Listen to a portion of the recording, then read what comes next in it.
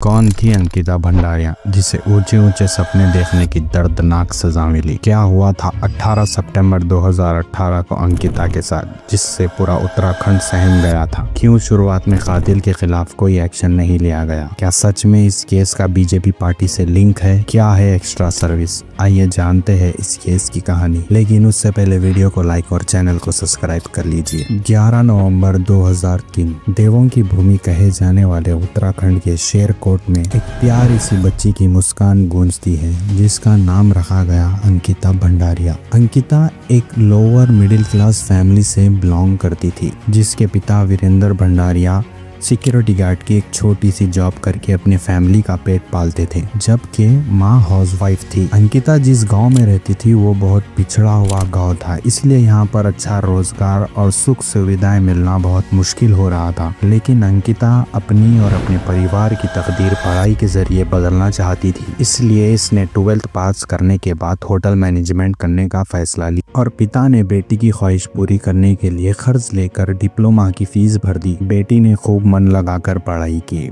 फिर साल आया 2022 जिसमें कोरोना ने हर किसी के पढ़ाई, रोजगार, काम कारोबार ठप कर दिया। उत्तराखंड के पिछड़े गांव में बहुत बुरा हाल रहा। लोग खाने पीने के लिए तक तरस गए। वीरेंद्र की नौकरी भी चली गई, जिस वजह से अंकिता की पढ़ाई 1 साल के लिए छूट गई। और फिर साल आया 2022 जब कोरोना कमजोर पड़ गया, लेकिन अंकिता के घर के हालात बहुत नाजुक थे, जिसको वापस पटरी पे लाने के लिए खुद अंकिता ने जॉब ढूंढना शुरू कर दी और अपने दोस्त पुष्पदीप से भी जॉब तलाश करने के लिए कहा। और अगस्त महीने में पुष्पदीप ने ऋषिकेश से 8 किलोमीटर दूर वेनंतरा रिसोर्ट में रिसेप्शनिस्ट की जॉब के लिए अंकिता को बताया। अब क्योंकि अंकिता को होटल मैनेजमेंट का थोड़ा बहुत एक्सपीरियंस था, इसलिए इसने रिसोर्ट जाकर इंटरव्यू दे दिया और 28 अगस्त 2022 को रिसेप्शनिस्ट की जॉब ज्वाइन कर ली। अब क्योंकि अंकिता का घर रिसोर्ट से बहुत दूर था, इसीलिए रिसोर्ट के ओनर पुलकित आर्या ने इसे रिसोर्ट में एक रूम दे दिया। बता दे ये वही पुलकित आर्या है जिसके पिता पूर्व राज्य मंत्री, उत्तराखंड के जाने माने नेता और बीजेपी के सांसद रह चुके हैं। पिता की पावर के चलते ही पुलकित का पूरे इलाके में दबदबा था और ये जो वनंतरा रिसोर्ट था वो जंगल के ठीक बीचों बीच दुनिया की नजरों से दूर बनाया गया था। खैर कुछ दिन अंकिता इसी रिसोर्ट में रहकर रिसेप्शनिस्ट का जॉब करती है और फिर आता है 18 सितंबर का दिन, जब दोपहर के वक्त अंकिता को आखिरी बार देखा जाता है। इसके बाद अंकिता ना तो रिसोर्ट में नजर आती है और ना ही अपने फैमिली से कांटेक्ट करती है, जिससे परिवार भी बहुत परेशान हो जाता है।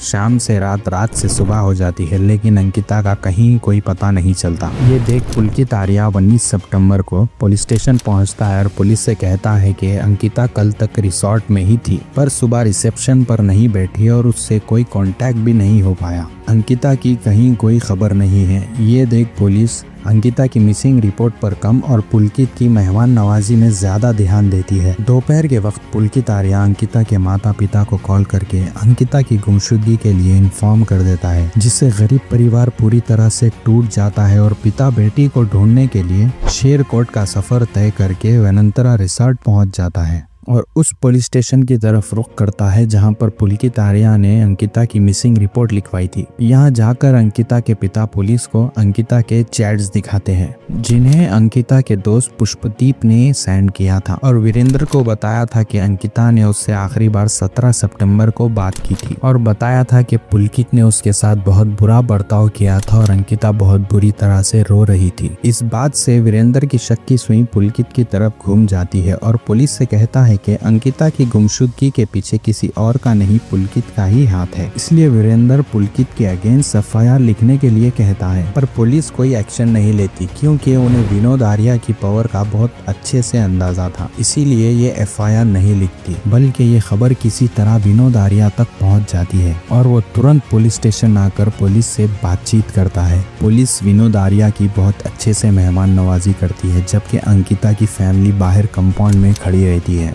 और ये बात जब लोकल लोगों को पता चलती है तो कोहराम मच जाता है। लोग पुलिस को बुरा भला कहने लगते हैं। इनमें से एक शख्स वीरेंद्र को एडवाइस देता है कि अब डीएम से हेल्प लेना चाहिए। बेबस पिता भी डीएम से मदद की गुहार लगाता है और डीएम साहब केस की गंभीरता को देखते हुए पुलिस को ऑर्डर देते हैं कि इस केस को जल्द से जल्द सॉल्व किया जाए। पुलिस 22 सितंबर को वीरेंद्र के बयान पर पुलकित आर्या के खिलाफ एफआईआर लिखती है, लेकिन अब भी कोई एक्शन नहीं लेती। अब तक ये केस पूरे उत्तराखंड की गलियों में पहुंच चुका था और लोग सोशल मीडिया पर अंकिता के लिए इंसाफ की मांग कर रहे थे और ये केस इंटरनेशनल न्यूज में भी हाईलाइट हो रहा था, जिससे अब पुलिस के ऊपर प्रेशर बनने लगता है और पुलिस को मजबूरन पुलकित को अरेस्ट करना पड़ता है। पुलकित के साथ साथ पुलिस रिसोर्ट के मैनेजर सौरभ, जो पिछली रात से भागा हुआ था, उसे भी धर दबोच लेती है और साथ ही एक और स्टाफ मेंबर अंकित को भी पकड़ लिया जाता है और फिर शुरू होता है सवाल जवाब का सिलसिला।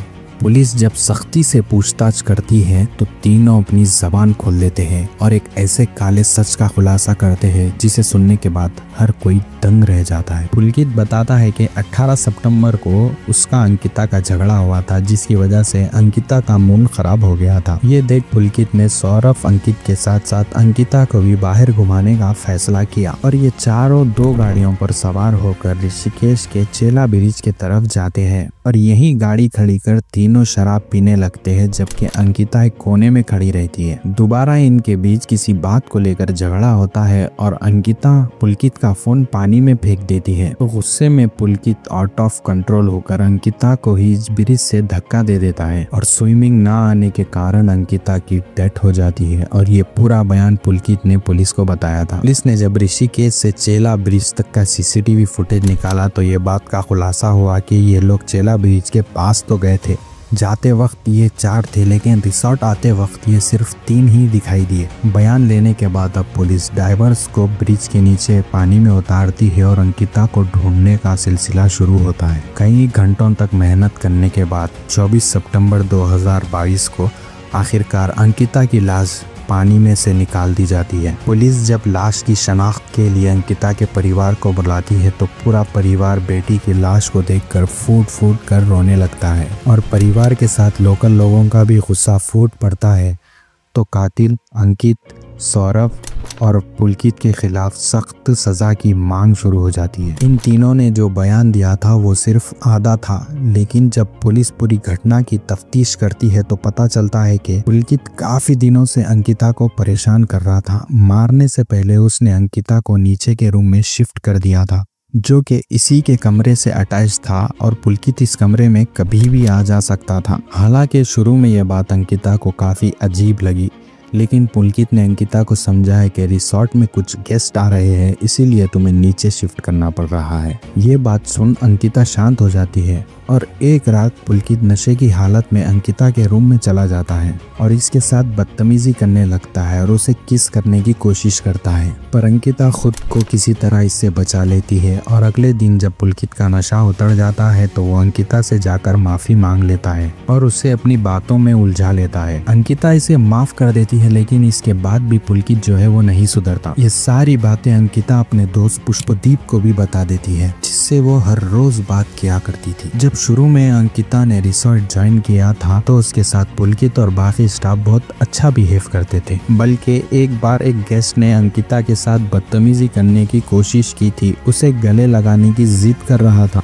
लेकिन जब पुलकित ने इस तरह का बर्ताव देखा तो गेस्ट को खरी खूब कोठी सुना दी और अंकिता को बचा लिया। इस बात से अंकिता पुलकित से इम्प्रेस हो गई थी और उस पर भरोसा करने लगी। लेकिन जैसे जैसे वक्त बीतता है पुलकित का असली रूप सामने आने लगता है। 17 सितंबर को भी इसने अंकिता के साथ कुछ ऐसा किया कि अंकिता बहुत डर गई। ये बात अंकिता ने पुष्पदीप के साथ शेयर की और कहा कि पुलकित ने मेरा हाथ मरोड़ा था और मुझे धमकाया भी कि वो मुझे पुलिस के हवाले कर देगा। ये बात पुष्पदीप को काफी अजीब लगी और उसने अंकिता से पूछा कि आखिर उसने तुम्हारे साथ ऐसा क्यों किया, और इस पर अंकिता ने कहा कि मैं तुम्हें थोड़ी देर में पूरी बात बताऊंगी, क्योंकि इस वक्त सौरभ, अंकित और पुलकित तीनों आसपास ही है। इसके बाद रात 9:30 बजे अंकिता ने पुष्पदीप को मैसेज किया। 9:30 बजे अंकिता ने पुष्पदीप को मैसेज किया और बताया कि रिसोर्ट में कुछ VIP गेस्ट आ रहे हैं और उन्हें एक्स्ट्रा सर्विस देनी होगी और इस काम के बदले पूरे 10,000 रुपए मिलेंगे। ये एक्स्ट्रा सर्विस कुछ और नहीं बल्कि गेस्ट का मन बहलाना, उनके साथ इंटीमेट होने का काम था। इसलिए अंकिता पुलकित पर भड़क उठती है और उसने सारी बात पुष्पदीप को मैसेज के जरिए बता दी थी,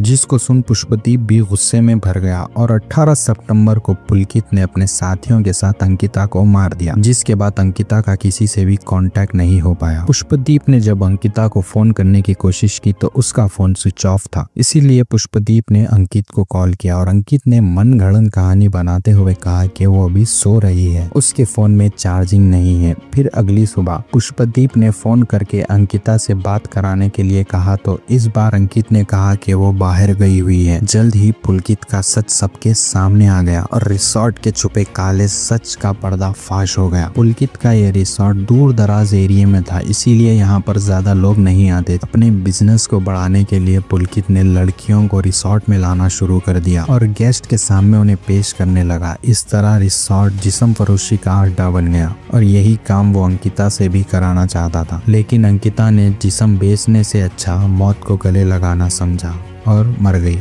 पुलिस जब तीनों आरोपियों को लेकर कोर्ट जा रही थी तब भीड़ ने रास्ते में इनकी गाड़ी को रोक लिया और तीनों आरोपियों को गाड़ी से निकालकर न सिर्फ उनके कपड़े फाड़े बल्कि उनकी खूब पिटाई की और फिर किसी तरह पुलिस इन्हें बचाकर कोर्ट तक ले गई और कोर्ट में अंकिता के कत्ल का मुकदमा चलते रहा और 30 मई 2025 को कोर्ट ने अंकिता के कत्ल के जुर्म में सौरभ, पुलकित और अंकित को उम्र कैद की सजा सुना दी, जबकि अंकिता के पेरेंट्स फांसी की मांग कर रहे थे। कोर्ट ने इन्हें उम्र कैद जेल में सड़ने के लिए छोड़ दिया और इस तरह अंकिता को इंसाफ मिला। तो दोस्तों, आपको क्या लगता है, इन दरिंदों को उम्र कैद की सजा मिलना चाहिए या फांसी? अपनी राय कमेंट में जरूर बताएं। वीडियो को लाइक और चैनल को सब्सक्राइब जरूर कर ले। तब तक के लिए बाय बाय।